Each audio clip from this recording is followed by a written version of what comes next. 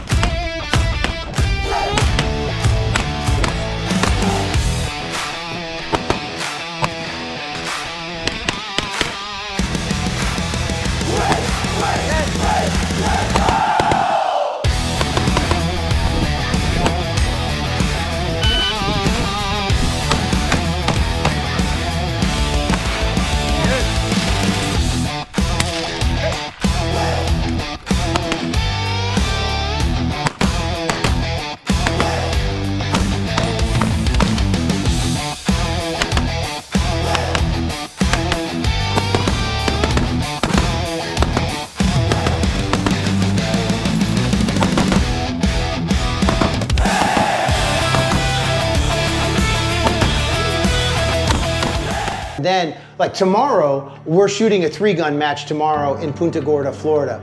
So it's a fun match. It's a monthly match that we have been shooting for a lot of years. My first match ever. Was it really? I think 16 years ago, the first 3-gun match ever was there. And so we're gonna shoot that tomorrow. Did not do good. Yeah, oh my gosh. And don't get discouraged when you step out on the range for the first time in competition. Listen, give yourself a little grace and give yourself some time and work out the buck fever. And you will work it out. And you'll start to enjoy it. The fellas are incredibly welcoming in 3-gun. You know, they all want to talk about their equipment. They all want to share their equipment. They all want to give advice. They'll answer any questions, and they'll encourage you all the way through.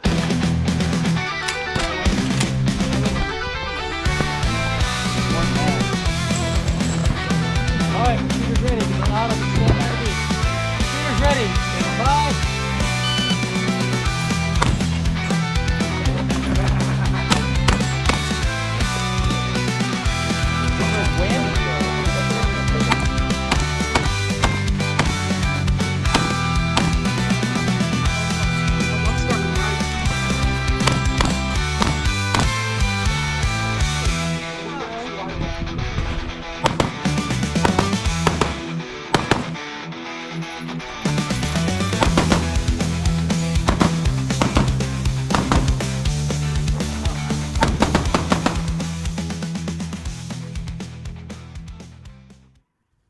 Hey everybody, and welcome back. It's Brother Mike and Andrew Miller with No Rules Ranch. Gosh, we just shot a 3-gun match today, and so we thought we'd sit down and talk with you guys and share our experiences with you. For me personally, it was a little rough at the beginning. Are you ready? Stand by. But I felt like I started to hit my groove in the third, fourth. We had 7 stages today, but ended up finishing strong and having an amazing time with a great group of guys. How about you, Andrew? Yeah, I agree. Great match today. Starting to heat up a little bit here in Florida. Kind of changes how things go throughout the year. It gets hot. You know, you want to kind of get them over, get them, you know, have them shorter, things like that. But yeah, great day. Had some long range. I felt, you know, a little shaky on some of the long range stuff. And then, like you said, kind of got warmed up. If we'd have kept shooting all night, I would have got her dialed in. Yeah, no doubt, no doubt. Without a doubt, from stage 1 to stage 7, you progressively got stronger and stronger and more in your groove. Yeah, felt comfortable. You know, and sometimes that's just the way it is. You know, and we've been shooting 3-gun for over 15 years, and we don't shoot as often as we do, and it is a perishable skill. So maybe not at the level we were a few years back when we were shooting several matches every single month. But gosh, it's still just as much fun when we get out here as it ever was. Mm-hmm. You know? Agree. So what we wanted to do is kind of just talk about maybe for you folks that are interested in 3-gun, the type of gear that we run. Specific, Andrew is really informative and knowledgeable on gear and 3-gun. And so I kind of want to just like turn it over to him. He's helped me out immensely over the last 15 years with the gear that I run.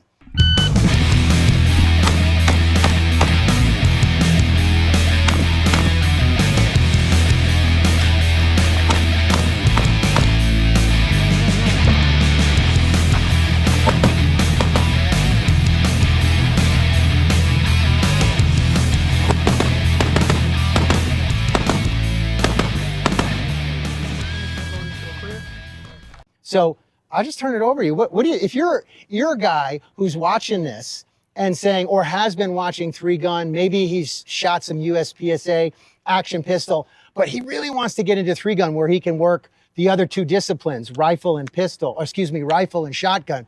What would you say? Well, I would say number one, this is advice I've given a lot of people over the years, is don't buy anything until you've done it a few times. So if you've got your pistol, you've got a rifle, you've got a shotgun, show up with that. If you can talk to some buddies that have done it and figure out maybe there's a couple things you think you want to buy. But the reality is we all run different rifles, we all run different shotguns, different tubes, different pistols. So for you to just, find out what everyone's running, maybe that's what you want, maybe you don't. But get started first, get into it, maybe try some people's gear, shoot some guns, things like that, some buddies at the match. And then, definitely don't go out and buy a bunch of stuff, because there's a good chance that, hey, I bought this because I saw it online, and turns out it's not what I wanted,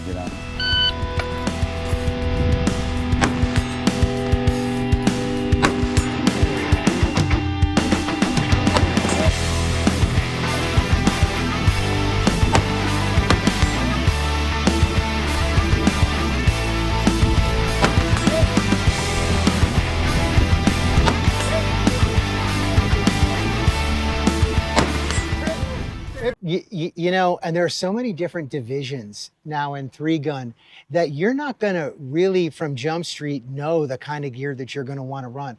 One of the things that before you ever shoot a match that I always recommend is go watch a match, like in person, not on YouTube. I mean, enjoy it on YouTube, absolutely. But to really get a feel for what's going on at the matches, go to a local match. The guys there are very welcoming. They want to share their knowledge with you. Ask questions. They don't mind helping. They want to help. They want to give advice. But what Andrew said, I thought was so important. What you have, if you've got it, run it. And then go from there. Yeah, I agree. Totally. And, and you touched on a good point too. There's all these different divisions. So if you start going to buy stuff, you're essentially picking a division that you want to shoot before you really figured the sport out. So if you got it, at home, if you can run it, you got a rifle, a shotgun, a pistol, just run it. You may say, hey, this is what I have around the house. There's plenty of people that say, I'm not going to buy any fancy guns, no race guns.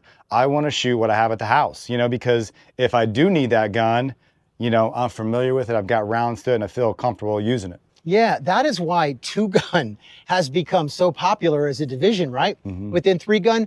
So guys, like any gun guy, for the most part, has an AR in the safe and a 9mm, right? A full-size 9mm. And that's exactly what you need in order to run 2-gun division in 3-gun. And so if you don't have a shotgun, you can still get out and run with these guys, but just run 2-gun. Run the 2-gun division, obviously before you come out with only 2 guns, check and make sure they have a 2-gun division, right? Yeah, because not everyone does. So. Right. The match that we shot today does. So that is one of the divisions. They also have a PCC division. So for you guys who only have a PCC, you can come out and partake as well. We're at a range called Hanson's Gun Range in Punta Gorda, Florida. They run a monthly 3-gun, multi-gun match with that 2-gun division every 4th Saturday of the month.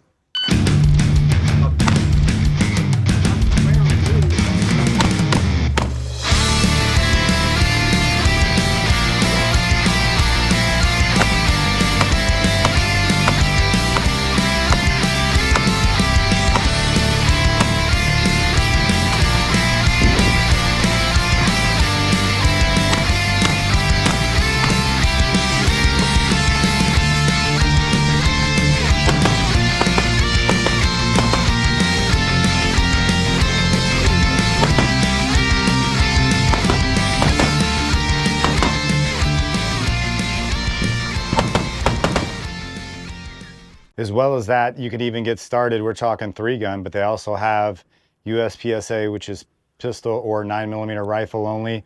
They've got Cowboy, they've got IDPA, they've got all kinds of stuff. So even if you said, hey, I want to work into 3-gun, but let's just start with a pistol match first to get comfortable with that, learn the rules before I start introducing a second and third gun. That's also a good option. So. Yeah, and there are far more options in the way of matches that are pistol only, right? I mean, USPSA or IPSC, they're everywhere. They run 8 a month here, so. Yeah, I mean, during the week nights sometimes, like Thursday nights, I think they run Thursday a match night here. and every Under the Sunday. lights sometimes even. 6:30, right? 6. 6. And so you can get out, the stages are short, they're burner stages, so you're not here all night. But getting proficient with moving with a gun, right? Shooting on the move, drawing, and when you get into 3-gun, also reholstering. Like there's a lot of hot reholstering that occurs in 3-gun as well. And that's an incredible skill set to have too, right? When you're transitioning, and then you can come back to that pistol later in the stage. I love doing that.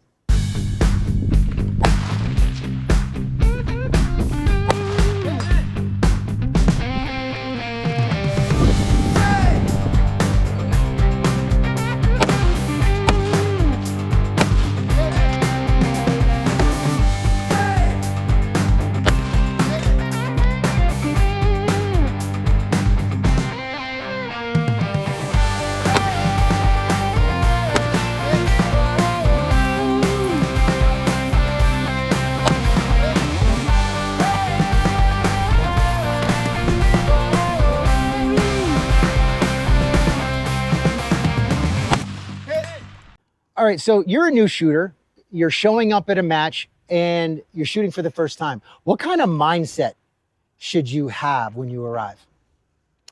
So there's a couple different ways I could say that, but let's just start with make friends. And I mean that in several directions. Number one, safety is probably the most important. If you're new out here, the first thing everyone's thinking for a new shooter is this person's safe. So safety is obviously number one. Again, you're going to make friends quickly if you're safe. You keep everyone else safe. Number two is there's a lot of resetting involved too. Like after you shoot the stage, you got to reset it for the next shooter. So that's the second thing. You want to see you're out here working hard. You're resetting. You're part of the team. You want to help move things along. The last thing you want to do is see someone sitting over on the bench that's not helping reset. They're just shooting, not resetting. With being a friendly shooter and making friends out here, it's just going to take you to different levels. Like, hey, there's this big 3-gun match we're shooting in Georgia, so you're going to, maybe get invited to new matches. You hear about new matches. Word of mouth is key. So, get invited, maybe practice sessions, just different things, you know what I mean? Like even pointers, that's the other thing is like, if you're out here working hard, you're friendly, people like you, particularly as a new shooter, they're more likely to give you advice and things like that. Not only just safety, but like, hey, they'll give you some pointers that, to help take you to the next level. So yeah. Because when you show up to a match, they create squads, right? So if you have 50 guys that show up to compete in a match and there are 5 stages, so the match director is going to divide all those 50 guys into groups of 10, right? 5 groups of 10. And then it's like a shotgun approach. Everybody will start, like each group of 10 guys and gals will start on each stage. And so then each person from that squad will shoot, and then the other 8 on the squad will go reset, and that 9th person will be on deck and we'll be practicing and getting ready and preparing because they'll be the next shooter. Yeah, so like he's saying, if you got 50 shooters, 10 on a squad, it takes all 10. Number one, if you're the shooter, you got to be ready. They call your name up and you're in the bathroom, not good. Make sure you're ready. Make sure you've got your mags reloaded, you're ready, ready to go. And then you're resetting if you're not one of those 2 people, the shooter or on deck. So. Yeah. One thing that I would add is don't get discouraged, right? Listen, Andrew and I were just saying earlier that we've been shooting for a long time, and the match didn't begin necessarily very well for us. We didn't bring our A game on the first 2 stages.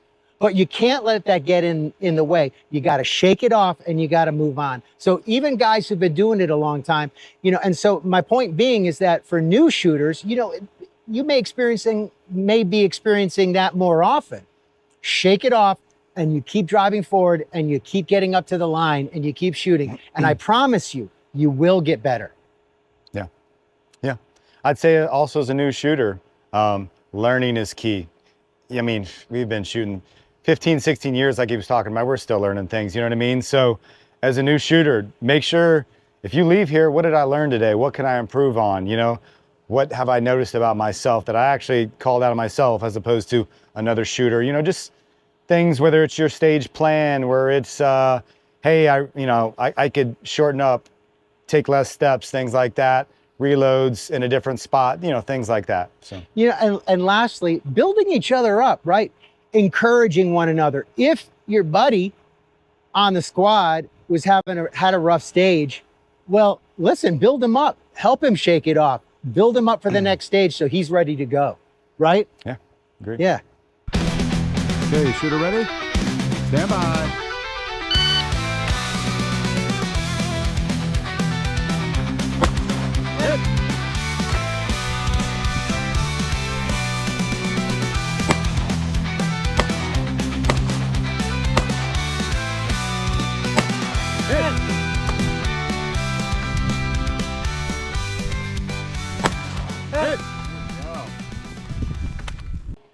So what we're going to do now is Andrew's rolled our little baby jogger stroller over here that is doing double duty because now it's an incredible battle buggy and it carries around our guns, our gun bags, our cooler, and all our gear. It makes life a lot easier at a match. And also some long guns and a pistol that he's going to kind of go into a couple things here. Sure. So 3-gun, like we talked about, rifle. Okay, so just kind of the setup we've got here. Pretty much any AR-15 is gonna get it done. You know what I mean? If you've got an AR-15, you're good. 30-round mag is pretty much a minimum. We use between the 30 and 40-round mag. And this is set up as a race gun. Again, you could kind of do whatever you want. But optic here, we've got a variable optic. I just love variable optics, whether it's hunting or target shooting competition. So this is a 1-to-6. What that allows us to do is if we're shooting a close stage like behind us, we may have shots up to, down to 7 yards. And then we also push 300 over here today. So with this scope here, I could crank it down to 1. It's got a built-in red dot. It's great for a stage like this. And then I can crank it up to the 6 when I go over to the 300 yard. Okay, say if you just have, a factory gun out of the box, you can do all this. Everyone, I've seen any gun, any, optic possible, I've seen people run it. It's just, again, this is gonna make it a little easier at 300. If you've got any gun, again, that's something to maybe think about. I would just get out there again for your first trip. But that's what we got for the rifle. Shotgun over here, variety of shotguns. You can use a pump shotgun, you can use semi-automatic shotguns. People with the open divisions now, they have mag-fed shotguns. So the biggest thing with a shotgun, I would say, is, when you get a shotgun out of the box, some of them hold only 3 or 4 rounds. So we put these tubes on. Mike's particular gun holds 13, correct? Yes. So this one holds 13. Just allows you to hold whatever the division capacity is. There's a lot of reloading that we do with the shotgun. So it allows you to reload. You have extra room if you want to reload more than the division capacity. But he's got a semi-automatic gun. What do we got here? What gun we got here? We have a Beretta 1301 Comp. Great gun. I run a Benelli M1, Benelli M2. Top of the line. Great gun. A lot of competitors run those. So really the reality is you just want a good shotgun that you're like, hey, I've seen this is reliable. That's why we like our shotguns, is most importantly, they're reliable. I'll touch on reliability in a second, but if you have jamming and your guns go down and things like that, it's gonna make for a long day out here. We had somebody today that was experiencing a lot of that. I felt terrible for him. He had to work through it. Yeah. So you definitely, that's one thing that I love about competition shooting is you need a reliable gun. Well, tell me where in the world a reliable gun doesn't come in handy. You know what I mean? You don't want any type of, a gun in any scenario, whether it's self-defense or target shooting, hunting, whatever you want, that's not reliable. You don't want the thing jamming up on you, So this is like, we really enforce reliability because, it could run your day, run your trip. Let's go shoot in Georgia and, your gun doesn't run. Then, Oh, yeah. You spend all that money on hotels and fees and things like that. And For a big match, a major. yeah. Yeah, and you play a role in that too, on how it runs, because you keep it clean, you take care of it. And you also don't make modifications if you really don't know what you're doing. I've seen some guys kind of get finicky and play with their guns and really don't maybe know what they're doing. Because you can't undo what you've done a lot of times. You've gone too far, you're like, oh. Yeah, you occasionally see a guy's, he's always modifying his guns and it doesn't really work right. And, if you don't know what you're doing, then, you can maybe do some more harm than good, so. How about pistol? Pistol, a pistol I would say probably is more accepting than a lot of things, Right, because you could shoot a Glock 17, a Glock 19, a Glock 34, Yeah. Beretta 92 FS. I mean, all kinds of 9mm that you could shoot. Yeah. We love the 2011 platforms. Love though. 'em. I mean, Love 'em. Love them. I don't think there is a better platform, and I don't believe anything comes close. I'm sorry. I like Glock. I've got a lot of Glocks, and I started with a Glock 34, but man, do I love the 2011 platform. Yeah. I'll touch on Glocks in a second, but just to kind of show off, this is a 2011 that I shoot. Mike This is shoots a a very 6-inch, similar right? gun. Yeah, this has got a 6-inch barrel. This is a custom gun that I've had built. The 2011s are just great. Just to kind of talk about, what you're looking for is, we talked about capacity. If you got a concealed carry gun that you want to bring out here, you could be running 30 rounds on the stage, So say you've got, just a factory Glock, like a Glock 17 is, the OG Glock, the most produced Glock ever. If you got one of those 17 round mags, you come out here with 2 mags, you can run anything you want. You know what I mean? So you come out with your carry gun, it holds 6. Not to say you couldn't do it, but if you got a 30 round stage, you're doing a lot of mag changes. So that's just something I would think about. Make sure you have a gun that, I would say holds, at least like your Glocks, your at least 15, 17 rounds, Yeah. You can get extensions, you can do different things, Sure. but I would Which most of us do. Yeah. I mean, I did that for a lot of years. Yeah, I mean, our guns, the mags we use, our division, we're allowed to use a certain length, which gives us 23-ish rounds, So you can do the same thing with the Glock. You can get a +6 extension, take that 17 to a 23, you're at your 23. Again, it's based off length, not numbers, but just to kind of, keep it short when it comes to that. But, so pistols, there's a lot of options, you know what I mean? But And when it comes to, and trigger plays a huge role in all that. Do you like a striker fire? Do you like a double action? Do you like a single? We love single. There's single action, double action, like the 92 FS. But we run single action triggers in 2011s, which are essentially a 1911 double stack chambered in 9, right? Yep. Or 40 or Yeah. 40. And like we mentioned earlier in the beginning, if you've got guns, don't buy anything. If you've got a Glock, that is a perfect gun. Perfect gun to get into. We all started with Glocks. Yep. We started, we went from Glock to competition Glock, and then we went to, 2011, things like that. But I mean, you can really be successful shooting a Glock. Right. Well, I mean, and I like the striker fires as concealed carry, a gun car, a house, a gun for the car or truck, a gun in the house. I don't use a 2011 or a 1911 platform as a defensive pistol, but I do in competition all day long, Yep. right? All right, Andrew. So we talked a lot about the guns. How about the belt? I mean, it looks like Batman's belt. What do you got going on over there? I got a belt right here, speaking of. All right, so, a couple things with the belt. Again, you can keep it very simple, but number one, holster on here. You just want to make sure, this is sturdy. May Hard want to have plastic. may want to have a locking device. If you come out with something nylon, it may flop around, so you may not want nylon, but just get you, number one, a sturdy holster. I'll switch around to mag holders. So I've got these 2 mag holders. I've got some very simple stuff for Glock you can get for $15.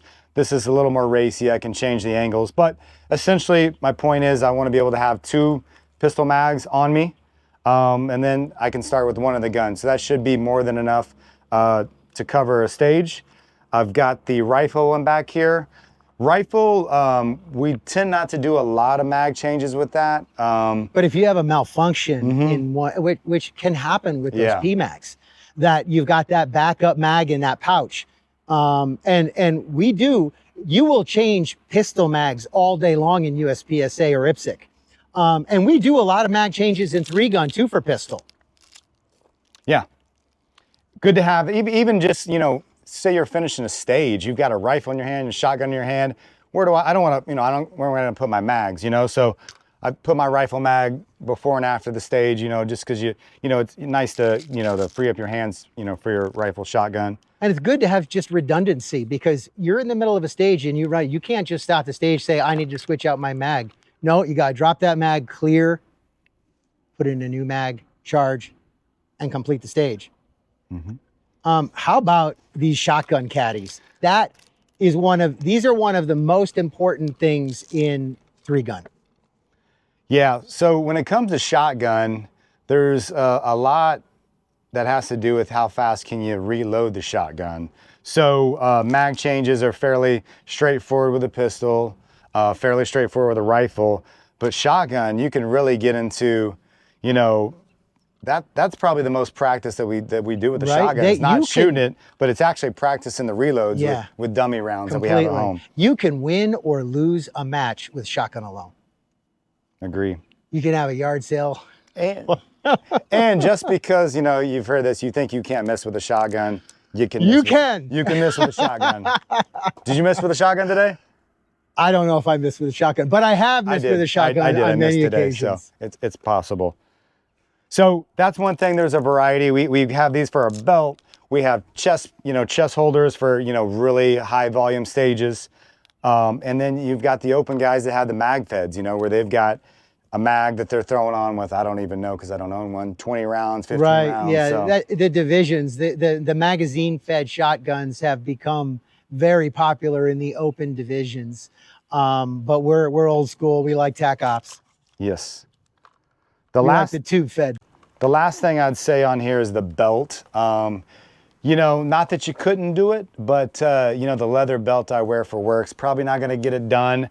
It's just not very rigid. You could get it done if you're just getting started, but once you get into the thing and you want to start buying stuff, a rigid belt, this thing is so sturdy.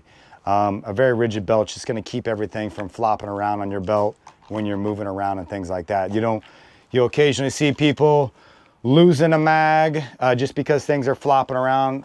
You know, hopefully not, but it happens. A gun falls out, but that's happened to me a couple times. But yeah, this is Mike's belt. You can kind of see everything being put to the test. See how it's all stacked up. The pistol's not in right now, but you got the P bag back here in the pouch. I've got a third pouch for the pistol mags. And then that's what it looks like when your shotgun caddy is loaded, ready for a stage. And this is an ELS type belt, which I really enjoy. So there's an inner belt that goes through your belt loops, and then this fits in around the outside of that. And so it's Velcro to Velcro. And then I put a little ratchet on the back that helps me crank it down so it doesn't slip. And that works well for me. Expanding, shrinking. Weight gain. Because of heat, right? It's only the heat. Absolutely, that has nothing to do with the food. Yeah. Or the ice cream or the pie or the whipped cream. Ice cream. Sounds good right now when it's hot. Yeah, it was especially warm today. You know, I would say it's close to 90 right now. Yeah, we're just wrapping up February, and this pretty much feels like May. So we really try to enjoy our February and March weather down here because we have essentially 5 months of 90. So so today what we wanted to do is just kind of touch on the basics and give you guys an idea of the gear, what to expect at a match, the kind of mindset to bring when you come. If there's anything you guys can think of or that you're interested in or further questions that you have, I mean, just leave a comment. right? And we'd be happy to answer those comments. Andrew or myself will answer those comments for you, or both of us will. Anything else that you want to add? I think that's it. Guys, thank you so much for watching this video today and being part of Brother Mike's Outdoor Adventures and No Rules Ranch. We will see you on the next one, and be blessed.